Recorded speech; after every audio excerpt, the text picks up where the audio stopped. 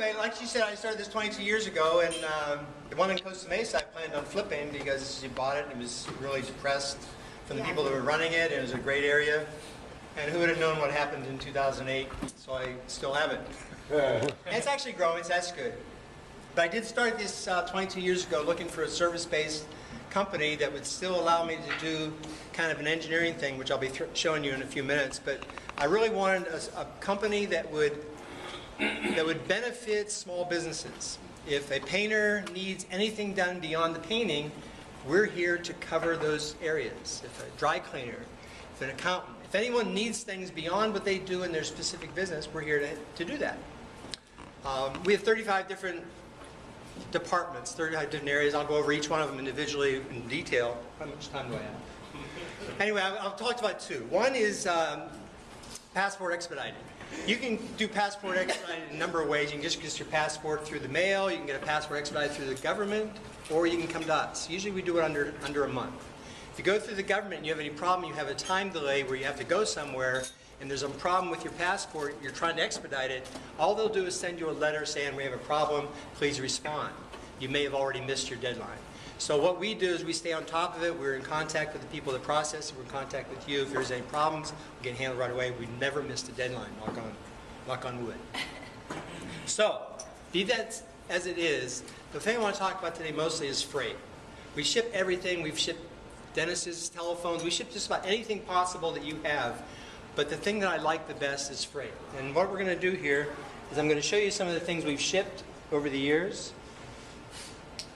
Clock, grandfather's clock. We've done a number of these. This is probably the most ornate one we've done. Another wall hanging clock that is kind of ornate. This product up here was a problem because these are embedded into the top and they had to be protected from any little damage, which was pretty difficult. This was kind of funny. They wanted these cupcakes sent because they had a message on it, but nothing could affect the icing.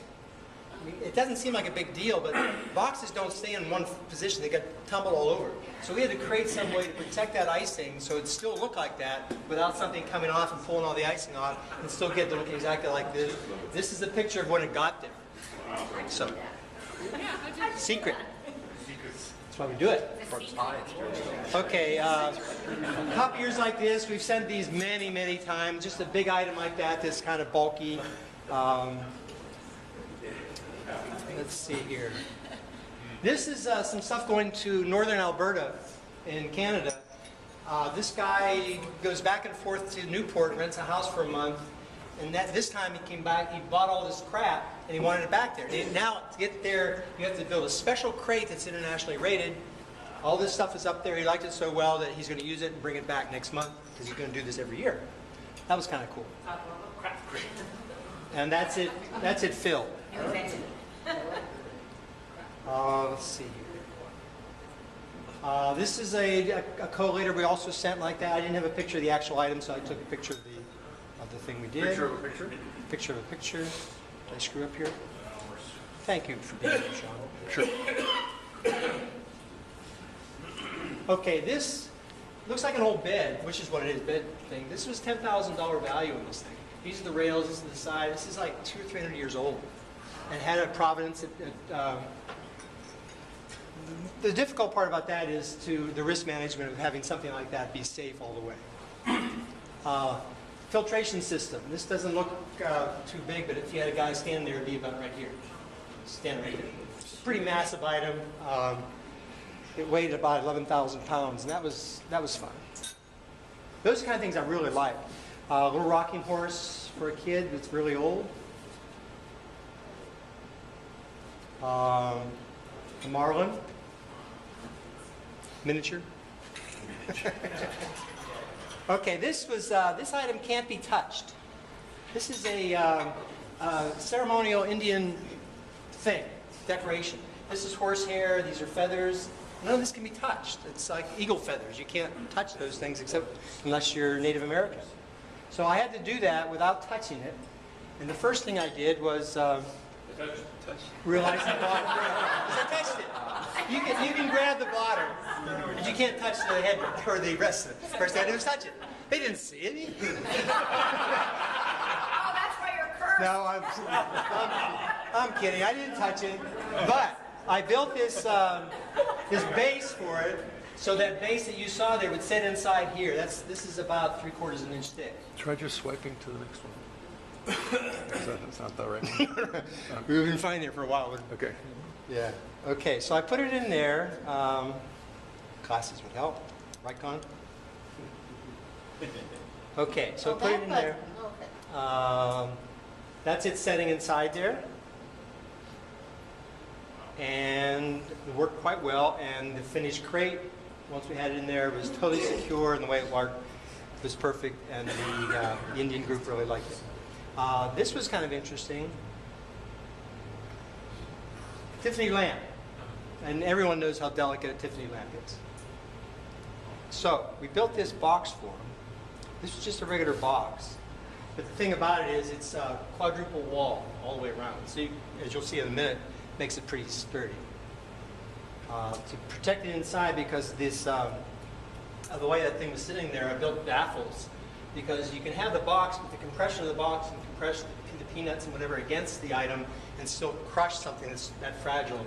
So by doing this with this baffle in there, this pressure here is transmitted to a whole surface area like so, so it protects the inside pretty well.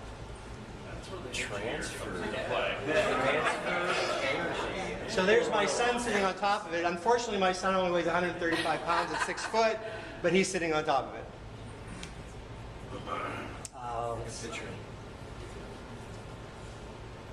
Everybody has one of these in their house. Yeah. This was actually shot by military in an area where they're trying to remove all the buck from the area. So. Where's the rest of them? Yeah. You know, it was amazing how light these things are. I thought they'd be really heavy. Exactly. It's really light. They ate them. And we ate them, yeah. So what we had to do here is, the hardest part was the antlers. So we had to protect those in its own little area there. Again, this is a quadruple box there, which cannot be compressed basically unless you're driving over it, which we've seen that happen. Inside here, this is foam in place. You have 2 injection molds that go into there, and it expands up and fills up the whole void and makes for a pretty safe little box. Let's see here. We've sent, that's 200-year-old Rousseau painting. Quite valuable. And again, the things with the high value things is really the risk management. It's like that sculpture, there's only 2 in the world, now there's only 1. That it's really the risk management of, yeah. Hey, it wasn't my fault. This is an old Chippendale type desk thing. And you can imagine that Chippendale stuff, I mean, I don't know why anybody has it, you can't even sit on it. These are the fragile parts of the legs. So what you do is you build up something underneath that allows the legs just to dangle. And it supports the whole thing, because the forces are then transmitted to the base itself and protects it. We've done a number of, this is snowmobile. We've done a number of snowmobiles and Sea-Doos, yeah. But the Sea-Doos we always send to the Middle East, like Abu Dhabi or Dubai, for some reason. Not sure where they're using them over there. Windshield scrub right off of those things with just one half flip. A little spinning wheel is kind of old. That was kind of cool. Serpentine sculpture, serpentine stone. Very soft, very soft. Old Frigidaire range. That was kind of funny. Here's the best one on this list here. A Zamboni. Actual Zamboni to clean the ice. Who figures that? Yeah, I guess they wanted it somewhere else. That's okay. So that's it. So we do all this stuff, and we like doing stuff that's challenging and takes some effort to think about how it's going to be protected. Any questions? So I'm in a house the other day, and I called you, and you were out goofing off someplace. Guy says, I want to move my wine. I'm moving from Newport to Florida. I don't know how to Move do my that. what? Wine. Wine, okay. And I thought, well, Jim could probably handle that. He's got a smuggling cruise that he does that kind of stuff. Around the horn with the sailor ship and stuff like that. Any problem with moving? No, actually, anybody can ship wine. Lots of people do. Go to any UPS store, they'll ship wine. But none of them will insure it. We're one of the only ones that can insure your wine being sent. Actually get it insured and processed. Because it's just a bottle. Because bottles will not be insured. What it's in them is not insured. But you get this valuable wine, it's not insured. But we'll insure it. Anyone else? We'll drink it. Who builds your custom crates? Me. You do? Yep. He's The engineering. I want to make sure they're done right, and the ones that, the ones like I showed you for Canada or for other parts of the world, you have to do a special certification for that. So I get someone involved to come in and certify it. Actually, this is a real quick guy. One of the reasons that I've talked about this third place I'm going to have it up there near Gothard and Heil right now. It's a warehouse location that is going to be for freight. Because I can do it out of the Costa Mesa store. I've got double doors, but if you see some of the stuff in there, it's not that much room for something like Zamboni. So I want an area where I can have a forklift, like a loading dock if necessary, and have the availability to build the big stuff. Okay. Guy, real quick. You have the shipping charges, and then obviously there's insurance charges. Does your customer come up with the value of the piece? Yes, and if it is like the painting, they have to have an appraisal, like jewelry. Yeah. Anything that has high value has to be third-party appraised, because otherwise you can insure anything for anything, but it comes down to proving it is another thing. Exactly. Anybody else? All right. Thank you very much. Thanks, everybody, participating in the program.